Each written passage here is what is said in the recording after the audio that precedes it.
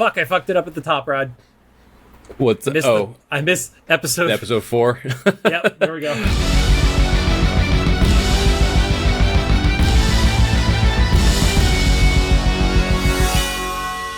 Welcome to Cyclops is Waiting for Me, an X-Men animated recap podcast with X-Men 97, Season 2, Episode 4, titled Rise of Apocalypse, Part 2.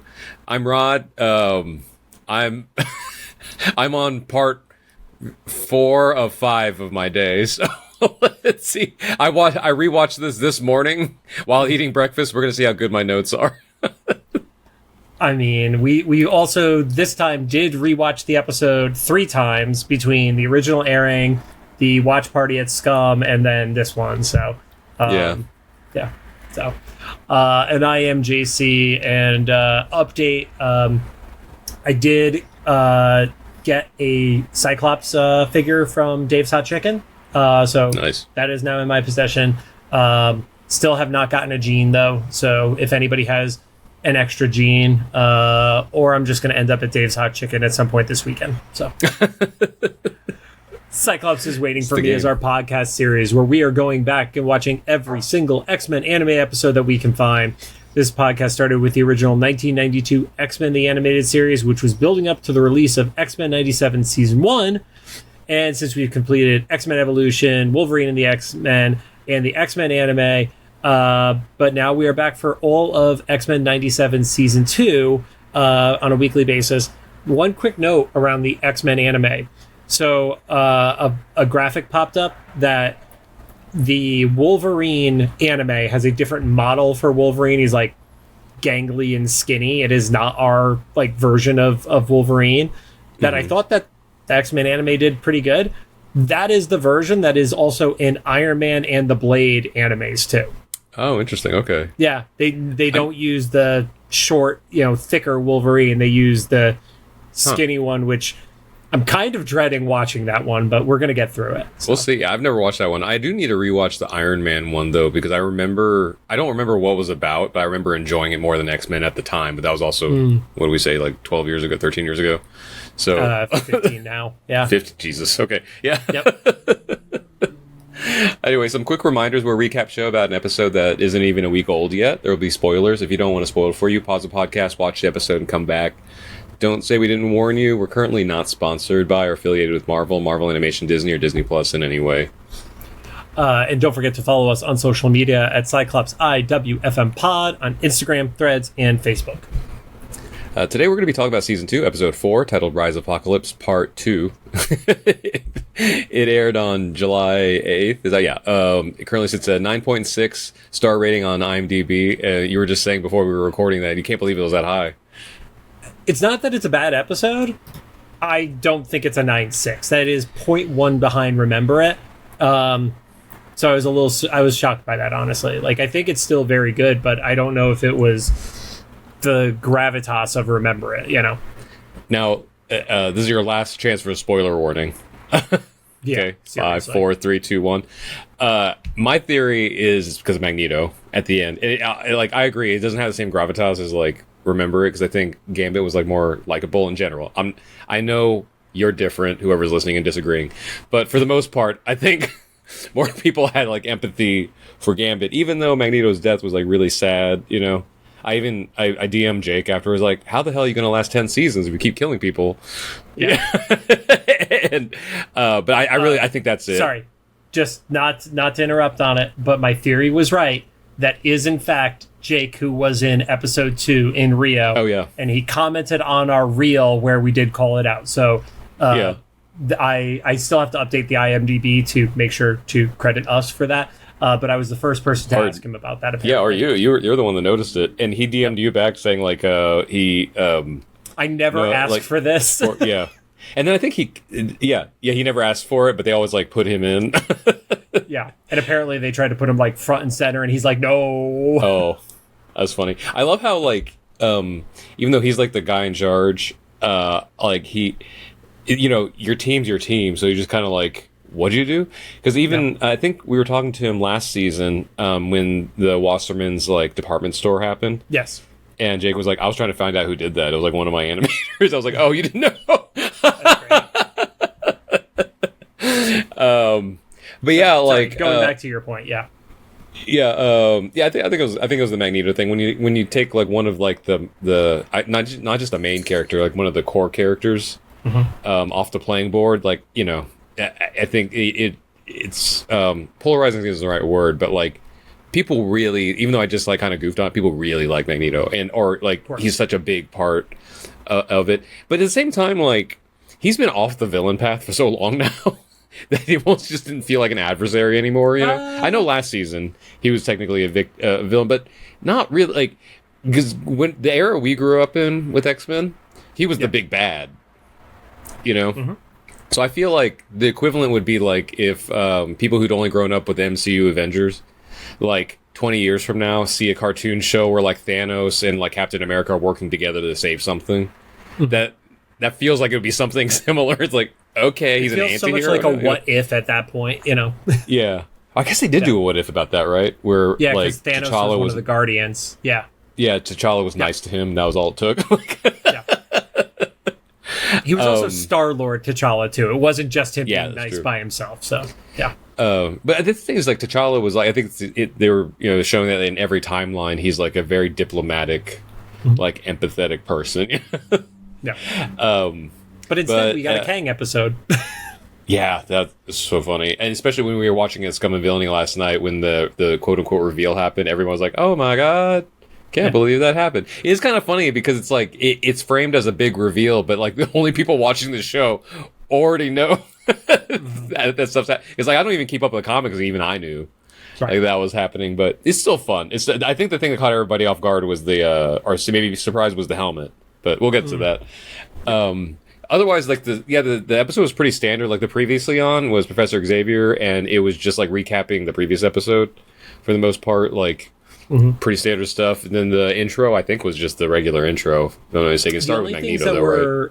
The only things that were significant in the intro were the replay of Gambit and Rogue like racing towards the Sentinel during the Genoshan attack, and then a newly animated version of Beast reacting to being in ship as it was crashing in the previous show. So I think that's going to be the common thing from here on out, right? Is like whatever, because all these episodes now are referencing original episodes. Like the next one's going to be the Weapon X episode, so they're probably going to take a scene out of the original Weapon X. You know, lives I mean, you have to, like, especially with the title, it has to reference Weapon X lives and videotape. So they'll probably take a scene out of that, and put it in the intro, because like this one they also was I think it was this episode they put like a scene from when Xavier and Magneto first revealed to themselves to each other from the original series. Yes, there was them on like the battlefield too. Yes. Yeah, because that gives obviously like now we know because it's the last quote unquote last time that they're gonna like I don't even know how to explain it. Like, so we saw one of the writers last night too. And someone asked him about those two, and he was like, "I'm just gonna leave it at like, they're the X-Men's two dads, however you want to take that." Yes, Anthony, and of course my phone refreshed. Anthony Saletti, who also worked on season 1, but was a writer on this and the X-Force X Factor episode so far this season. So, then it opens up with Nur grieving over Ball. I have to be honest, when I first watched it, I don't know if it's because we had to binge 3 episodes the first time, and this time around, I forgot like what had happened at the end of the previous episodes. Like, wait, what? Oh, that's right, the big beam. You mean the thing that was at the end of the previously on, Rob? Yeah. Well, I don't know why I didn't disconnect, but yeah. So, and the reason I say that is because it mirrored the Rogue Gambit scene from the end of Remember It to me. So it's like they're just kind of paralleling everything. And even though we didn't know Ball for that long, like they kind of reiterated it was like really important to F7 and her. And then Magneto. Well, a couple people not reading the room, but Magneto's the first one not read the room. He's like, I could only protect us. Okay, like maybe not the time to say that. And then as soon as this happened, I sent you the text as we were watching it like simultaneously at midnight of Bishop has 0 chill. Like he's like, all right, it's fucked. Let's go home, guys. Like that's literally his takeaway. So I kind of get it though, because he was like, we were supposed to leave like hours ago. You're the ones that wanted to come here. And I think it was a Rogue that was like, not now, but also like Bishop is probably the one that's been dealing with Apocalypse the most, right? Because he's time traveling and stuff. Not really. Really? The only way he's been dealing with him the most is when the whole Beyond Good and Evil thing happened. Like if he was in that like walkway thing for like months or something like that. Or maybe the repercussions is better the way to put it. So like he has no empathy for any stage of Apocalypse. I feel like that's more of a Cable story than a Bishop story, though. Oh, okay. Yeah. But also because Bishop's story keeps changing every time he goes back to the future, and Robot Forge is like, I don't know what you're talking about. Yeah. But also because Bishop hadn't been there, like he had formed no bond with Apocalypse, so he just knows like this villain. He so knows what he's just going like, to become. Yeah, so he's just like, let's get the hell out of here, And yeah, Bishop's ready to get out. Xavier's also not helping. And he's like, let us explain. And this is, I think, when I sent you a message, it was like as soon as Xavier's like getting ready to introduce the idea of time travel to Apocalypse, it's like, no, why? It's the thing. And maybe that's why I have such a problem with this episode, like that they're doing foolish things because they're trying to have like noble like results, but it's like, of course we have the pulled back vision of everything that is going to happen, and I have all my comic book biases and stuff like that, but like you're literally leading him on the path to what is going to fuck you over. Like there is no way that you telling him piecemeal information is going to play out well for you as a group. Yeah. And you said it was Bootstrap, right, last time? It is a Bootstrap paradox, yes. Paradox. And I was just thinking about like the myth of Oedipus, right? Do you remember that story? Like, go for it. So he has a prophecy when he's like very young that he's going to eventually fuck his mom, and he's like, absolutely not. So he like and travels. Kill his dad, right? Probably the fuck his mom part is what stuck with me. That's the trauma. So he like goes on this big grand adventure, but the adventure is what leads him to like sleep with his mom. And so this is kind of like what I felt like.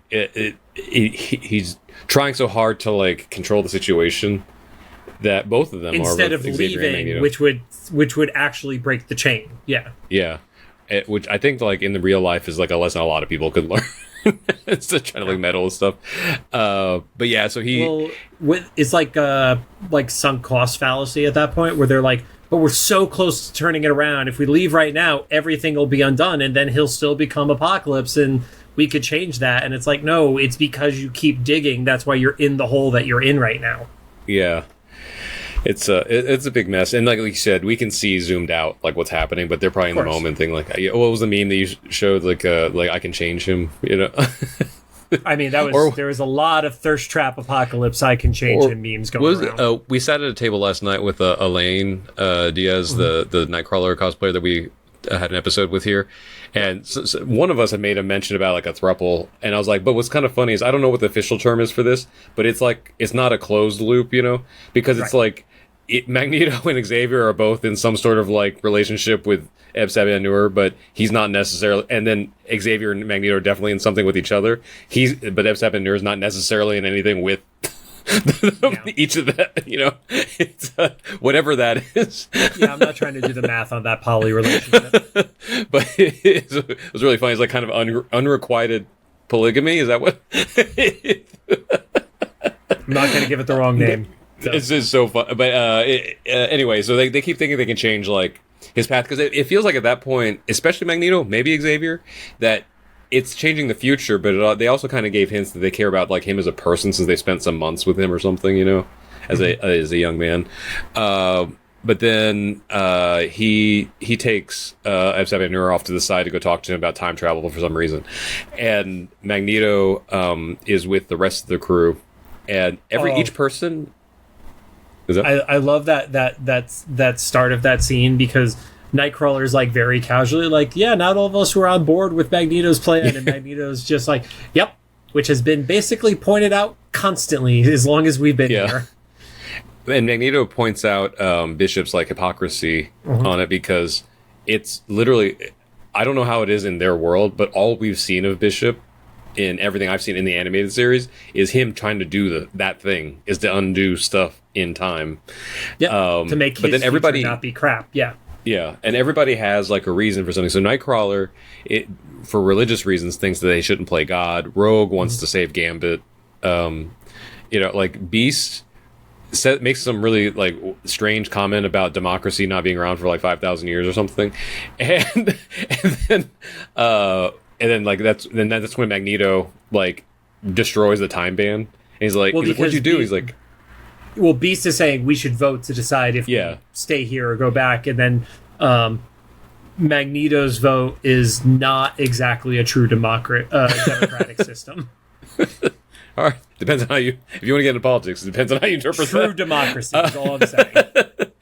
And so, but he kind of uses like leverage to go to the temple, because he's like, this makes us both have a reason to go to the temple, because it'll give us a chance to like fix Epsavanur, quote unquote, but also they assume they'll have the technology to fix the time bands, which that one is also a leap of faith, because it's like there's this celestial thing, and it's like, that's not how just like random machine components work. Like I can't just take stuff from like a refrigerator today and build a rocket ship from the 1960s. Like, it's not a one-to-one like correlation. You probably can do that, and I'm super fucking wrong about it.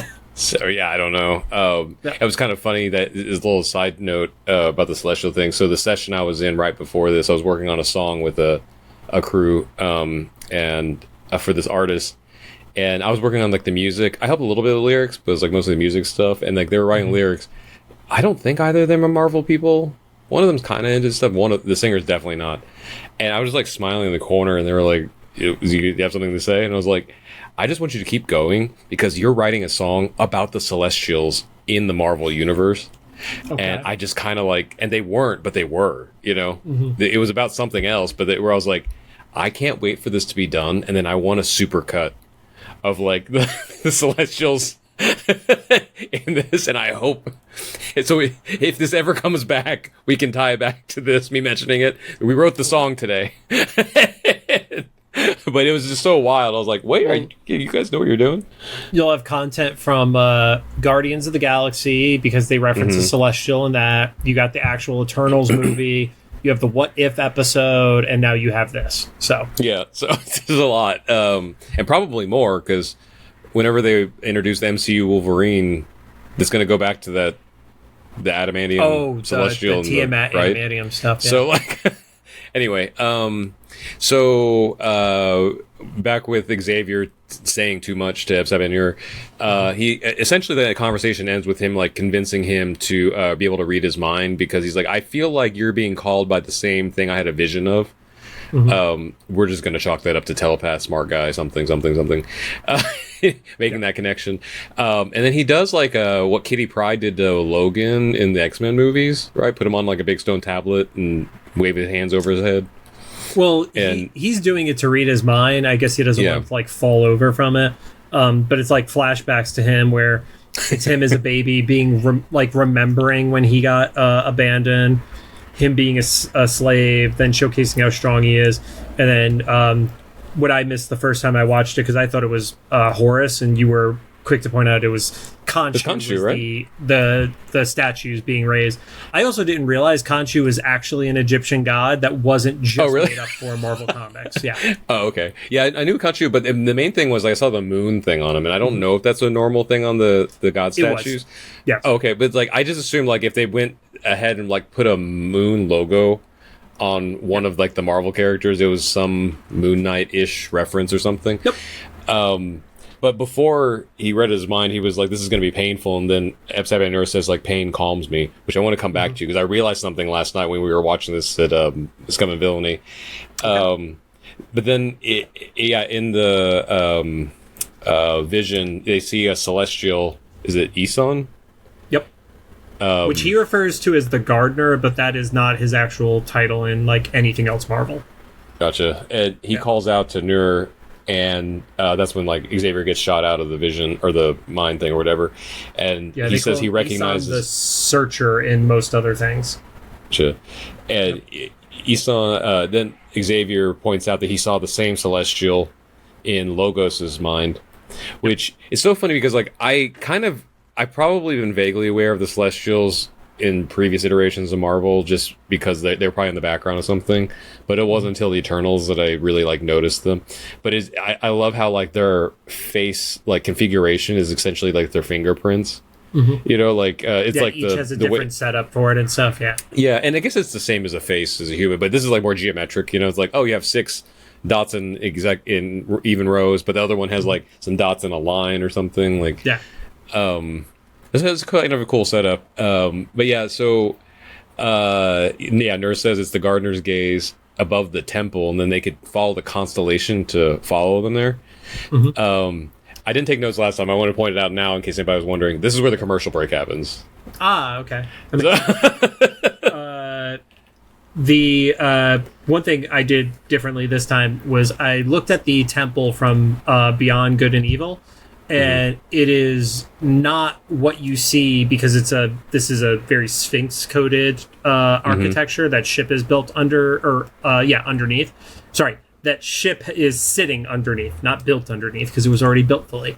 And then the temple at the axis of time is more of a pyramid structure with faces built on top of it.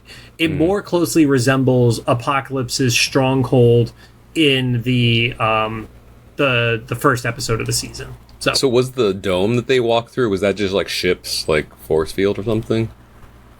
Sure. Because there's a point where they like cross the threshold and then like the sky changes color and stuff. Before they crossed it though, somebody I forgot where I saw it made a great point. If you notice as they're traveling across the desert, Beast and Apocalypse are on camels while everybody else is on horseback, and it's because camels are able to carry roughly twice the weight that a horse can. So Apocalypse and Beast being denser characters was intentional in that way. I mentioned that last night. Did you? Yeah, because I saw Jeannie Ippolito point that out. Yes. Because she did the math. She said because like canonically Beast is like 500 pounds or more or something like that. Mm-hmm. So it's like that's a great level of detail with the animators or Jake or whoever wrote this scene or whatever. It is like technically having like Beast on a horse would be like so inhumane. Well, that was one of the things actually I love that Anthony was discussing as well, which was in animation everything is intentional. Sometimes if you're on a live set, an action will happen organically, and then everybody's like, "Oh, that was amazing. Let's capture that." Or the placement of something happens.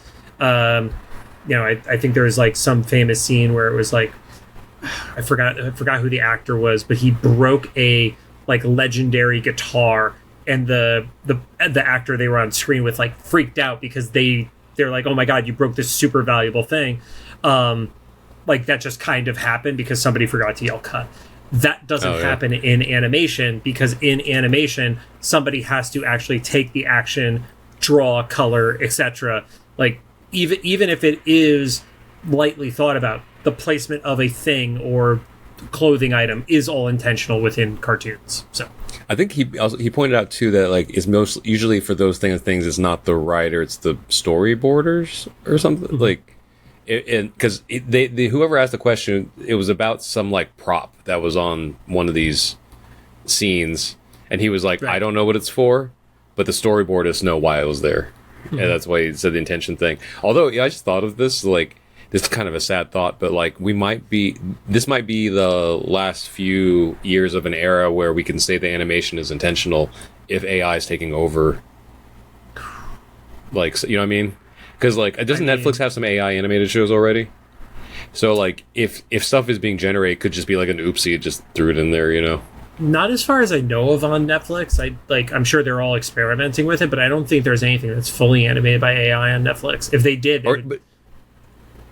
But it's not even fully animated. Like if they're just using animation, if they're using AI to like generate backgrounds, that could be the last of like the intentional set for a while, until people get sick of it and want to go back, But anyway, like, so that they arrive at the temple. It is in incubation, but it is not active on any content currently. Gotcha. Yeah. So they decide to set up camp. It's kind of funny because, like, Xavier and Magneto, for I guess his experiences, even though he's technically not like a normal human, is empathetic to everyone else because he says they should rest before going to deal with the Pharaoh. And it was Magneto saying they should rest. Oh, was it Magneto? Magneto says they should rest before going inside. Oh, okay, gotcha. Well, so they camp out, and Xavier and Magneto can't sleep. But after rewatching it a couple times, you see in the previous flashbacks that he had when he was a child and stuff, he never sleeps when everyone else is sleeping. So when he said that, it's just not hyperbolic. Yeah. It looks like he literally has never slept. And that might be part of his like mutant power set is like his sleeping is the Lazarus chamber later on, you know, like and so he's talking to Rogue. You can tell Rogue is having this like internal conflict because she knows what he's going to become and he doesn't yet. And it gets to around the conversation. He asks her like what she's looking forward to getting back to, and she's like, well, what I'm not going back to. And she doesn't bring up Gambit, but she alludes to him, and then basically asks like Xavier if he's ever been in love, and he's kind of like, my mom threw me away when I was an infant, so no. And then I lose everything that I ever attach myself to. Yeah, and I think that gives more like reason for why like when he becomes Apocalypse, it's like literally what do you have to lose? You know? Yeah, he had nothing to hold on to. And he's in his eyes, it's like it could only like fix things if even if his purpose is to end things, it's a purpose. You know? So she's like, well, I hope for all our sakes, which is a really weird cryptic thing to say to somebody, that you find love, and then she immediately rolls over and goes to sleep. I think you pointed that out last night. It's like, and she's like, fuck you, you're gonna go to sleep. It was almost like a fuck you, like in a way. Like she's like trying to be pleasant, but at the same time, she's like, she doesn't fully trust him either, even though she's kind of like hoping that Magneto's right. Yeah. And then here, when I forgot to mention so this is my connection with before when he had his mind probed by Xavier, and he's like, pain comforts me. Rogue asks him if he's ever been in love, and he says, love is pain. So I was like, is that a transitive property? Where it's like, if pain comforts you and love is pain, is love supposed to comfort him? Is that where they're going to get back to? Oh, I thought you were going to take the route of like, oh, if love is pain, does he love causing pain to others then? Oh, maybe, but I just thought like pain brings me comfort. Love equals pain. So like, are they going to try to do like the Full House ending of like, oh, you just needed love all along. Like love brings me comfort. I don't know. If I was a betting person, I would not go with that for this story. It was just such an interesting, like, two very short 3-word phrases, you know? Pain comforts me. Love is pain, in like a short amount of time that they kind of book in. I don't know. It feels like an intentional thing to put in there, you know? I don't know. I mean, I feel like everything is fully intentional with this writing team, but I don't think that is I don't think that's what solves this. I think this is like what pushes the X-Men through to completion, but not what is going to like save Apocalypse, quote unquote. I have a little gremlin down here. Of course. Hi, Lucy. Here. Okay. And audio podcast listeners, that is when the cat joined the podcast today. Yeah. She's thinking about it. You just show me your butt. All right. And then we cut over to the external, putting like a Cerebro-like helmet on is Ramatut, right? I keep calling him Kang. He's Ramatut now. It's Ramatut And then he reaches out to Xavier, and he's like, "You want to see what's in here? Like, I'll save you the trip." And that's when he mentions like he's in the axis. Well, he doesn't say axis of time, but he says the axis of the past, present, and future. Yes. Which is he's even starting to go a little bit crazy, like what we saw in the live action version of like He Who Remains, where it's like he's like, you know, one point I was Nathaniel and Victor and Kang, and it's like, there's that little eye thing that is talking to him too. Like he's like having a conversation with himself. And because he's basically like, are all of these you? And he's like, yeah, they're just echoes of other times. It's almost like a very Dr. Manhattan thing where it's like experiencing past, present, and future at the same time kind of vibes at this like location. I think the last night I asked too is like, which variant is the eye? Like, that was... I don't know the eye, candidly. Yeah, that was kind of a wild. Nathaniel is like him as he's becoming Kang, and he becomes Iron Lad. Victor is Victor Timely, and then Kang is obviously like, you know, his primary Ramadan Silver Centurion. But yeah, I don't know what the eye was. And then of course, later in the episode, there is a little visual reference to him being Bender in from Good versus Beyond Good and Evil. So. And he revealed, and this is like kind of like in like a psychedelic like mindscape, because he's like 3 times the size of Xavier and has a talking eye also. But like he basically reveals that like he's there to take the power that Apocalypse is going to have before Apocalypse gets it. And Xavier's torn because he's like, well, you're going to use it to control all the time. He's like, duh.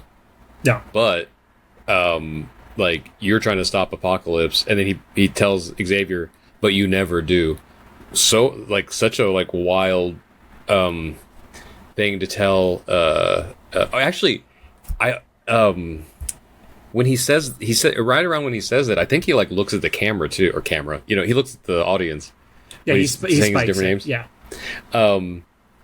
And yeah, Xavier's just like, you know, what do you do with that information? I guess he's just supposed to go home, because Xavier's trying to like, do we create a new villain or help create a new villain, or and stop the one that we are, you know, make sure the one that we already know never happens, or do we like let the thing happen? He doesn't know he's about to create it.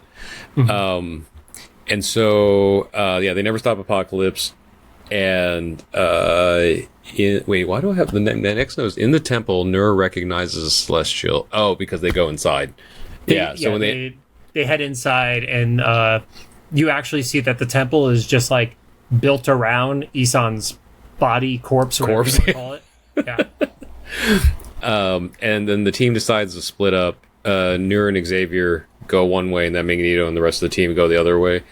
One thing that they did make sure to point out, though, is that the temple itself is 10,000 years old, which is before any human society would have had the ability to build even a basic temple like that. Like, because we know, like, some of the earliest civilization that had engineering feats was Egypt, but that didn't go back 12,000 years. It only went back, 2,000 years. Yeah. It went back too far for what they were able to build, aside from all the magic of ship, And so, speaking of, Rogue and Beast are on Magneto's team, and they're walking through, and Rogue makes a comment like, this feels like deja vu. Like, we've been here before. And Beast quickly realizes, as like the console lights up, it's so funny. He's like, this isn't deja vu. We've been inside this before. And it's Ship from Obsession, was it? Was that the episode? Yes. I just love that, like, all these great names, you still have just, like, Ship and Computer. Ship. Yeah, which is the same character. Yeah. What did I say last night? I thought it was Stan Lee, but you said it was Claremont? It would have been, I don't know if it was Claremont, but it was well past after Stan. It was that era is like, whoever was in charge of that time was like running out of ideas for superhero names, like Ship, whatever. I mean, Cable's a Rob Liefeld, like, piece that he worked on a lot, so I could see Liefeld putting together some awful shit like that. So, and he's a super stable person. Only writer or only comic book person I have blocked on Instagram. So anyway, so yeah, then Beast points out like that in their time this ship was Apocalypse's weapon. Then we cut over to Nur's team with Xavier, and they walk into a room covered in hieroglyphics that is so clear, it's almost comedically drawn out their entire experience. Well, it also gives the impression that the ship itself is a part of the Bootstrap paradox, because it has all future moments in it, leading all the way up to, like I was referencing, there's one shot, it's a quick glance over, but you see Ramatut in the center, and off to the side, it is the silhouette of the Bender face, like the crazy guy with the scraggly hair and stuff like that. But then you see, like, you know, the Horseman from X-Men, the animated series, and then this literal moment of everybody gathering as he's going through his celestial ascension. And so Nur is like, he's like confused, but not really. He's like, what is this? And he's like looking around, and he's like realizing it. And at the same time, Xavier like is messaging telepathically to Magneto, is like, get over here right now. Like, he's figured everything out, which is like, there was a song that BB Rexa did with Nico and Vince that I always think of in times like these. Like, that's how you know you fucked up. Like, it was like that moment. They were like, we did not have any of this under control. No, we never had any of this under control. And rightfully so, Nur's like really pissed off because he was like, you knew that I was going to become a god. You were here to stop me. And Xavier's like, that's not the complete truth. Yeah. But it really was what they're there for. Yeah. The gist of it was, you're trying to stop me from what my destiny to become this was. And he's like, no, I was trying to stop you from becoming a monster. And then quick fight happens on that one. Yep. And then Nora's like, no, I made my choice. I was always the fittest to survive. And then you pointed this out. The Apocalypse head. And this is why I say it's still a part of the bootstrap paradox, because I don't think it was him manipulating it to look like that. I think because there's some sort of loop that's happening, he made sure that when he sends this back into the past that will eventually empower him, it's programmed to do this. So it's like, he's not making it in the past, he's making his current future image at that point. Yeah, because this giant like Apocalypse head that he's not yet turned into, correct, pops up out of the ground. And there would have been an argument in any other circumstance that this is just what like a prophecy fulfilled looks like, but it had a specific markings on his mouth that they point out as an anomaly throughout the rest of the series, from when he was an infant. So yeah, he's tries to go in there, and then this is the next commercial break. So they are timing these well. Then when it comes back to the commercial, pseudo cliffhangery stuff, yeah. Then when it comes back to the commercial break, Magneto's team arrives. Another like little fight. They try to stop him from entering the big head. I think like Xavier makes the point and says he can't reach that crystal. Oops, he reached a crystal. I only know this part. I wouldn't have known this, but I only know this part because how many people were arguing online about it. I saw some posts about some rage baity Infinity Stone. Yeah, some rage baity comic book channel posted like, "Oh, the Infinity Stones are back," and then I saw a bunch of people say like, "This is not an Infinity Stone; it's a Death Seed." It's a Death Seed. And so that's what's inside the head. And then when I guess the head closed because the X-Men don't know what's going on in there, and Nur does the thing that like the Celestials in the MCU do, where it's like, well, he has suspended. A quick mini fight first, which has him just wiping the floor with everybody. We don't need to go across individual moves, but I do have to say, the headbutt he gives Magneto should have caved in Magneto's skull. Like, that was visceral. Like, that hit, man, was oof. Yeah. Like, I felt that. Also, he definitely broke Bishop's back twice in that fight. There was two times he got swatted up against a steel wall. Anytime he threw anybody against a wall, like, he was leaving like cracking the walls on it. And that wasn't like drywall. That was like carved stone that he's just... Yeah. I mean, he did that to Nightcrawler, and Nightcrawler is not as durable as Bishop or Rogue is, so... Yeah. And so he's presented suspended in front of the Celestial. The Celestial, like, kind of gives him a choice, actually. He's like, if you're ready to receive this, you know, and that's where he feeds him the line about the rocks of the eternal shore that everybody's going to crash against. He's like, say it. And then Apocalypse says it. The interesting thing right there is in the captions, because I only watch it with captions during the last watch through. He actually says the eternal shore. Eternal shore is a proper noun. That is capitalized for some reason. Huh, interesting. I thought you were going to say it was like a 90s, like, New Age album or something. I mean, it definitely sounds like one. So. Right. And was it Crash Against Me and Be Broken. So that's like such a fun between like the external and that line. It's kind of fun that they wrote in the origins of kind of inconsequential things in the original series. You know, like I never questioned why Apocalypse said that. He's a very Shakespearean villain. But it's kind of cool to hear where it came from. Your comment about it when we watched that for the first time, yeah. Oh yeah. Oh yeah, the last episode, right? I was like, that was the no. I mean, even going back, like after you mentioned it on the last recording, I was like, oh yeah, Rod brought up that like Apocalypse is kind of a theater kid in certain ways. Oh, that's right. But yeah, even like real quick, like when they arrive at the temple, like the green waves crashing were already happening, and knowing what was going to happen on a rewatch is like, oh yeah, the memory from Charles, the transformation, crashing against the rocks, all that stuff. It all lined up so perfectly, and I do love hearing people like at the bar talking about like, was it a glow up or no? And everybody was consequently like, no, he is no longer hot. And I don't think I realized like his face goes like wider and broader, and like he kind of loses his neck. And I was like, oh, that's why everybody was thirsting over him, was the jawline. The jawline was what everybody wanted to fuck. I guess, but I see when his head got wider, it wasn't necessarily more attractive to me, but I feel like that's like a meathead that like there's people out there that really like. Oh, no. But that's what I'm saying is most people were like, is it a glow up because he got more powerful? And it's like, no, it kind of looked gross when he got like more trapezoidal faced. He has that. What's the guy that's going viral now for like hammering his jaw? If we say his name, his followers will appear. So I don't want to do that. But I know exactly. I'm not one of the youths to know, but I feel like that's what that dude's turning into. You know, like. But anyway, he's going very Giga Chad. Yeah. And Beast arrives, and he's like, I didn't realize what his name was, and I don't want to bring it up because I don't want anything to attract his followers to our stuff. Beast arrives, and he's like, hey, I fixed the time bands. Yes. Which, in all reality... So fast he's able to do that. See, my theory is, in all reality, when everyone else left, he had a quickie with Ship, and Ship fixed him.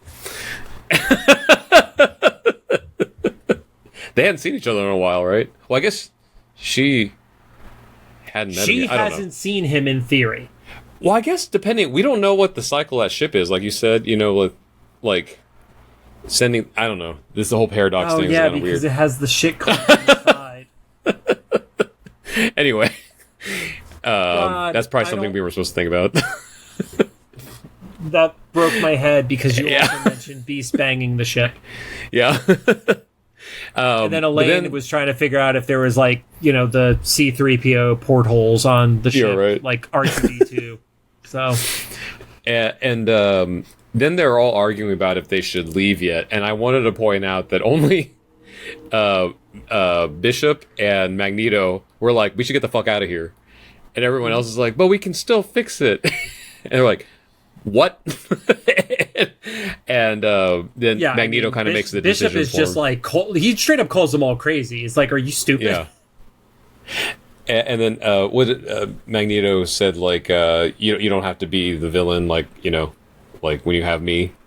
And then he just kind of activates everyone's.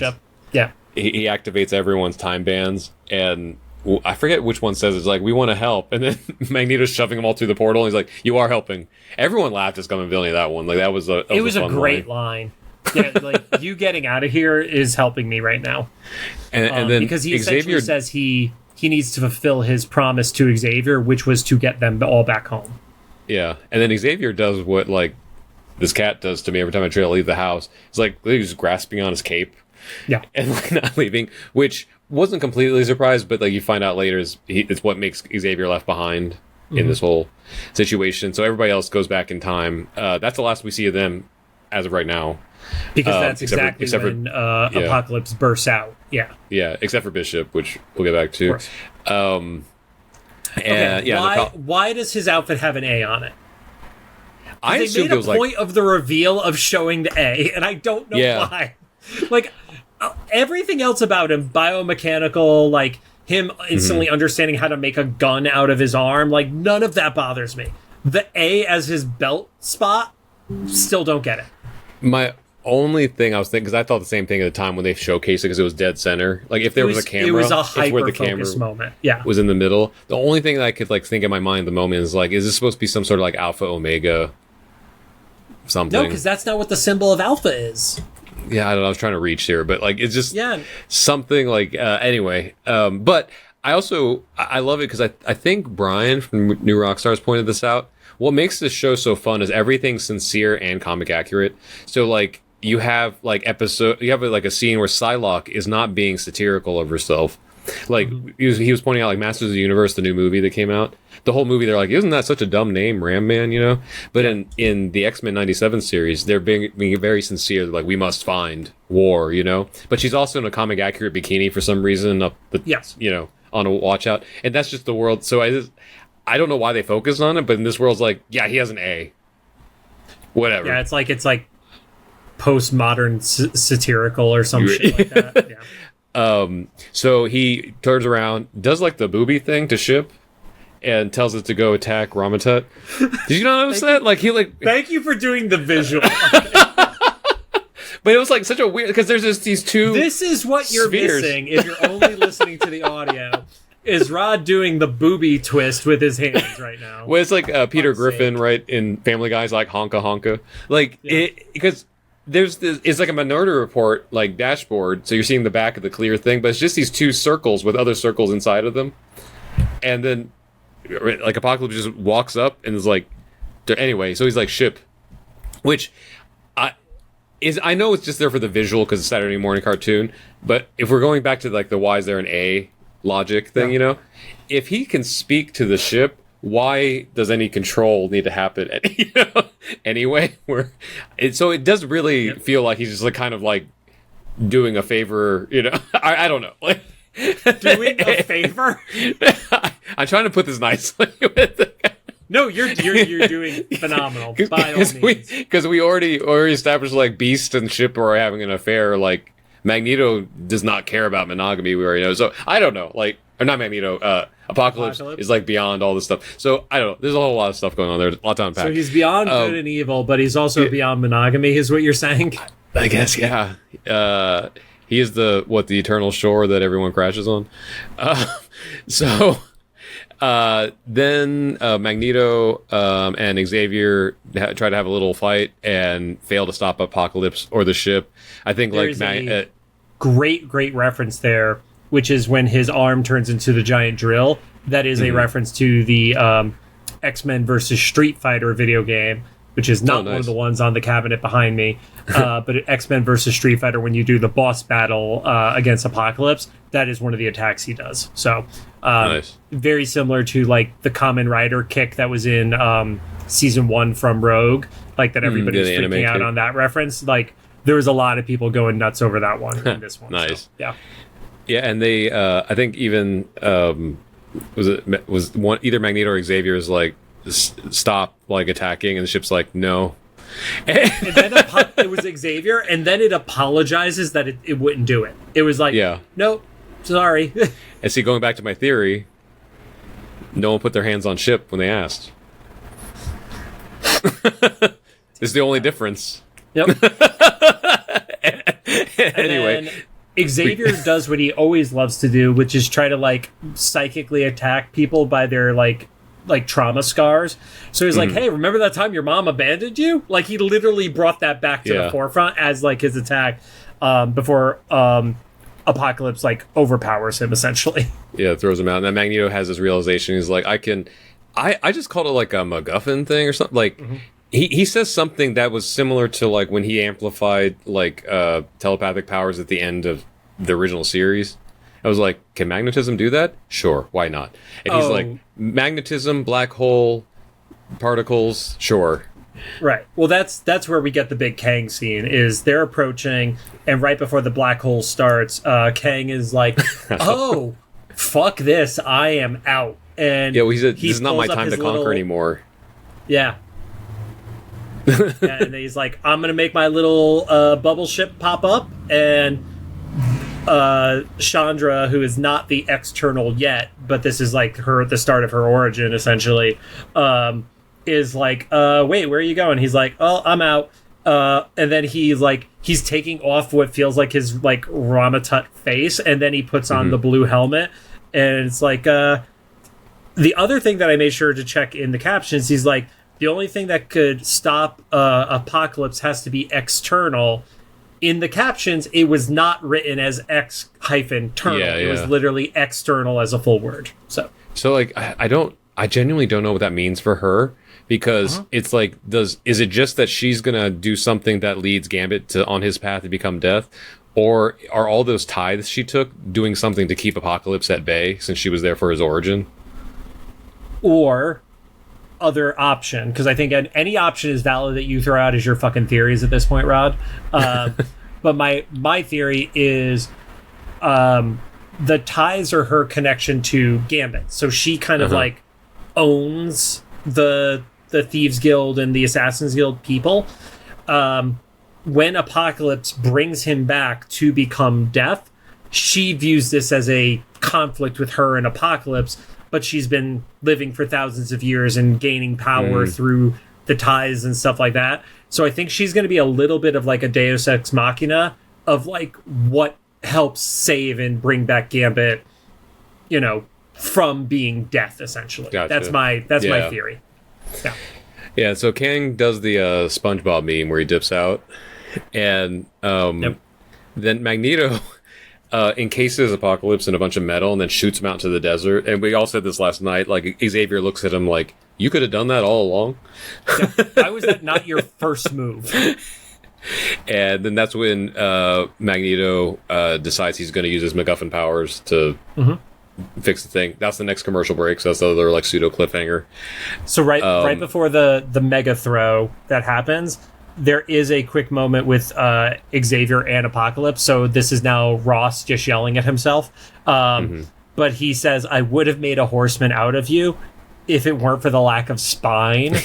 And that got the most awkward laugh at Scum and Villainy. Because we're all like, oh, that's like a dickhead cut right there. I was like, it's almost a slur. It's to a man in a wheelchair. Right at the edge. Yeah.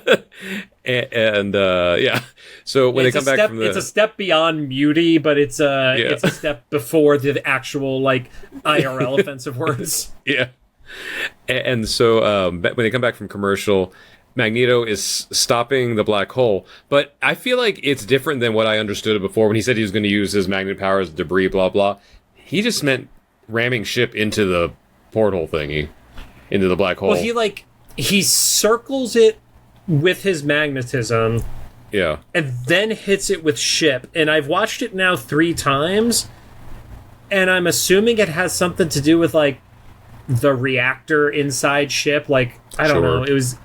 I don't understand why it did what it did, but it sucks him up in the explosion, and then he gets like shot very close to where Xavier had already landed. Yeah, so he's shot into the desert, apparently where Apocalypse was, and Xavier crawls up to him because he wasn't in his wheelchair at the time because he was just got out the debris.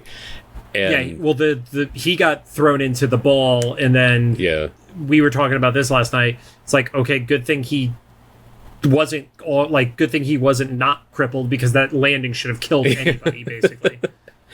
And Xavier crawls up very slowly because even though they were close by, it was still like a good distance. And before he can make it all the way up to Magneto, who looks like he's still alive but barely, Apocalypse like marches up like he's just stomping. Like he was already heavy before.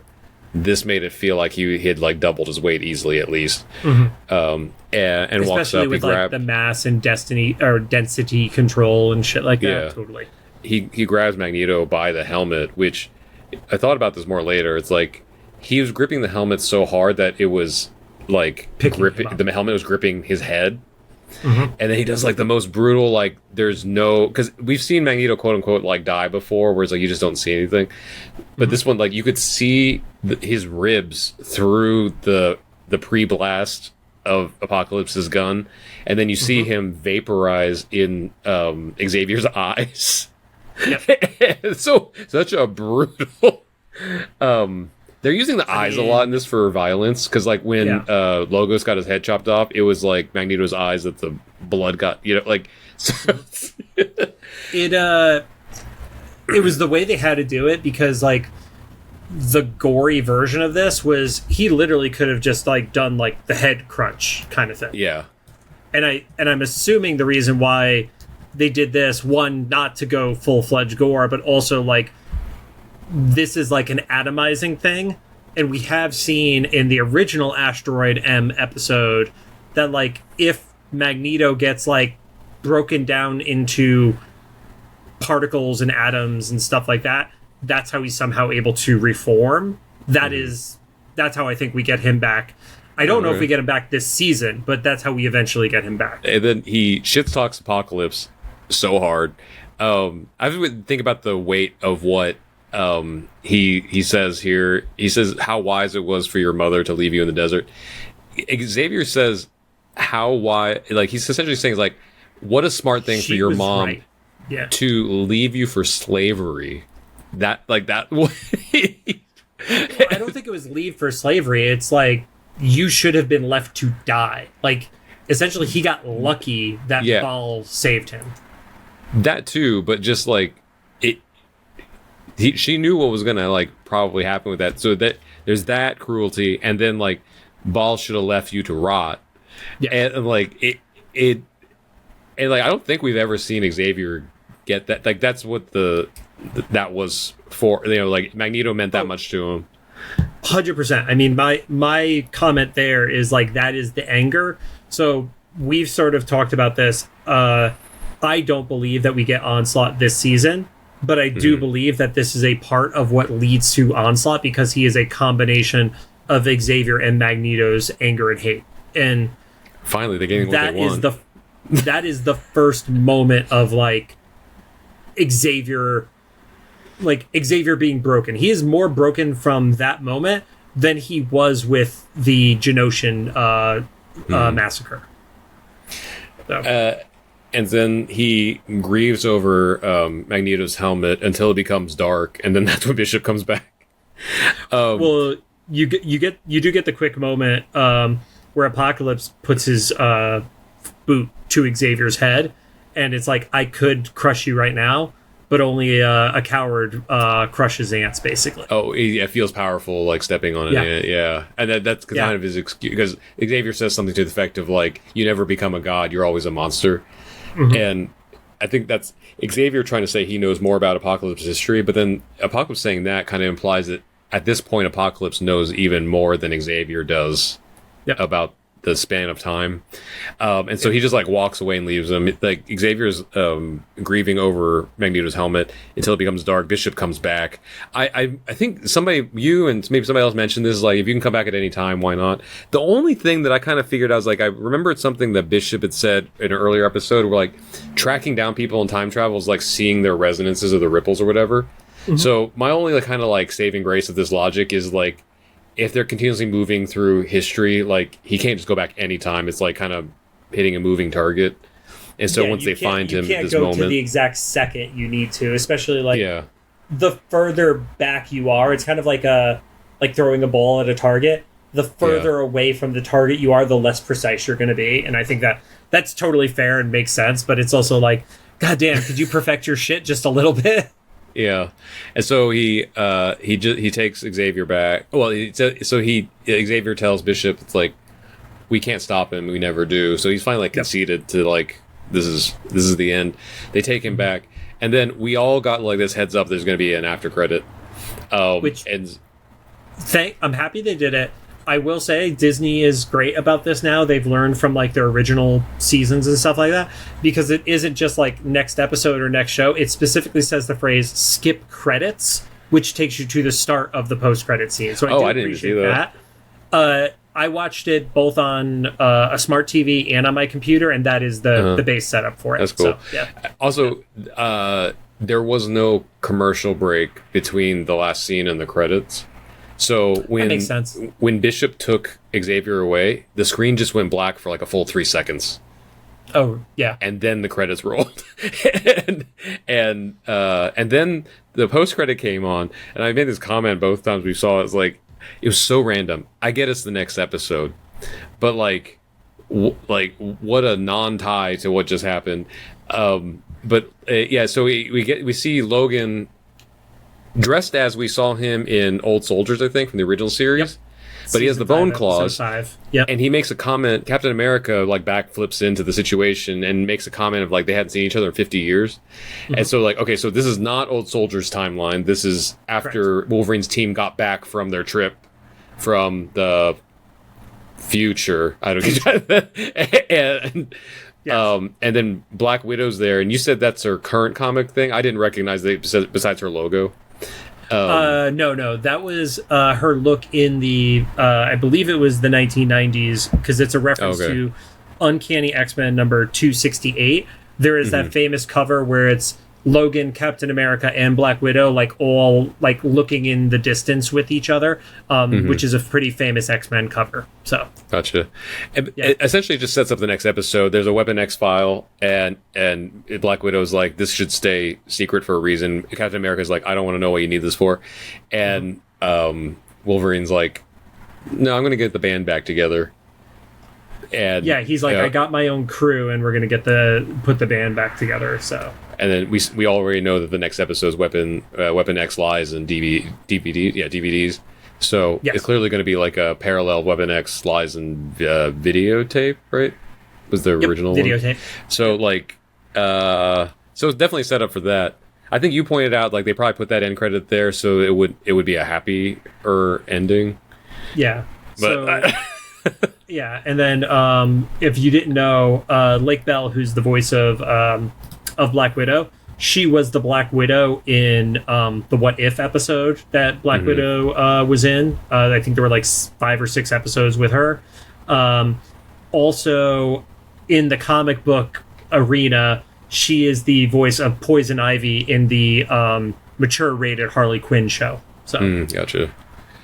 And I will say, like, without doing a double check against that, like, I wouldn't have realized that was her voice. Like, she does like transformation to her voice, and I've definitely seen her in live action stuff before, but like, again, such a transformation to her voice. Like, I appreciate that it doesn't just sound like, you know, Charlie Day being Charlie Day as Luigi, you know. Yeah. This one, or Chris Pratt is anything Chris Pratt plays. The opposite of a voice actor. Yeah. But yeah, I really happy episode, especially if you're a Magneto Rogue shipper. Rogue Nito. Yeah, the Rogue Nito. Been a rough couple of years for the Rogue Nito and Gambit Rogue. the Romy fandom. Yeah. Hit both of them real hard. I may have messaged somebody at 8 a.m. the next day because I wasn't going to... Other than you, because I know you were up watching it at the same time, I wasn't going to text anybody at 1 in the morning. But I definitely messaged somebody the next day and be like, so, this is your fault. But yeah, so I kind of get the high rating because it's like, it's he says second to remember it. And it's 0.1 like, below remember it. You it makes sense in that sense, but like the like taking out a major player off the board, it's like kind of Games of Throning X-Men, which I don't know has actually like happened, you know, in the shows and stuff. I mean, not necessarily in the shows, but like the X-Men die a lot. Like, in the comics, yeah, there's a whole other thing. Yeah.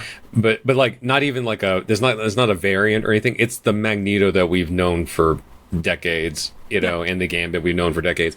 And so it's like, it's one thing if they're like, we see like a future Storm and Wolverine that are married that vaporize together. That's like one thing. But like if we actually like, you know, see, the Magneto we've been following for decades, like vaporize, like shit. Okay.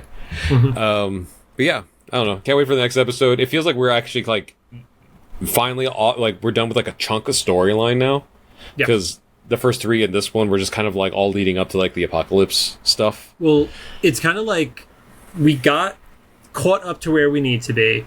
It feels like the next episode is the bottle episode because it's like the tradition of every season has a Wolverine origin related episode. Like that was just happened in every season of the original series, and we didn't get it during season 1. So I feel like that's what we're getting here. And then it feels a lot like we're going to move into that Grant Morrison era, especially because we know that those the Frank Quitely uniforms are debuting before the season is over. The the leather jacket with the big yellow X and like the horizontal lines on the outfits, like that is our wrap up for the season, it feels like. So gotcha. Yeah. Cool. And of course at some point we get Gambit, Apocalypse, Horseman. So yeah, second to last episode, right? And I do have a theory. I don't know why I think this. I also think that the voice of Ship is going to be Danger's voice. I have no reason to think that other than I think that would be a great connection between stuff, but I could be totally wrong. There we go. We bookmark it. Oh. Yeah. We thanks say for joining that, it. but we don't know where any of our bookmarks are. Yeah. Well, I just mean the theory. I think the only bookmarks you have of all of our shit is just anytime we've interviewed somebody and they said Cyclops is waiting for me in their character voice, and nothing else has ever been saved. So. Well, thanks for joining us. If you have any thoughts, make sure to drop them into the comments for either the YouTube upload, Spotify upload, or official Instagram post about this episode. If you like what you heard, we'd appreciate a rating on the podcast app you're choosing. You can find us on Apple Podcasts, iHeartRadio, Amazon Music, Spotify, and YouTube Podcasts. See you next week. We are no longer getting views on CastBox. I don't know if it went away, but I checked the Spotify info, and CastBox does not show up as a source for us anymore. So no more number one. No more number, or the only number one, and that's why they shut it down. So yeah.